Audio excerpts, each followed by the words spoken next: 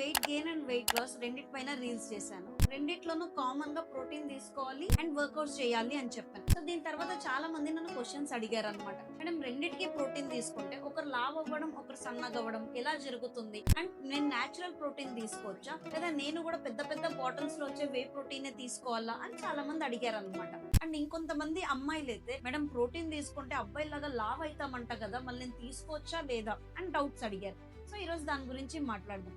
Natural protein తీసుకోవచ్చండి, కానీ natural protein అనే సోర్సెస్ లో ప్రోటీన్ కంటెంట్ చాలా తక్కువ ఉంటుంది. సో మనకు కావాల్సినంత ప్రోటీన్ కావాలంటే చాలా ఎక్కువ తినాలి. ఫర్ ఎగ్జాంపుల్ ఒక్క కేజీకి 2 గ్రాముల ప్రోటీన్ తీసుకోవాల్సి ఉంటుంది బాగా వర్కౌట్ చేసే వాళ్ళు. అంటే ఎగ్జాంపుల్ 70 కేజీస్ మనిషికి 140 గ్రాముల ప్రోటీన్ కావాల్సి ఉంటుంది. ఇదంతా మనం తీసుకునే ప్లాంట్ సోర్స్ గానీ అనిమల్ సోర్స్ లో గానీ వస్తుందా? ఖచ్చితంగా కుదరదు. అందుకోసమే ప్రోటీన్ పౌడర్ అనేది తీసుకుంటాం.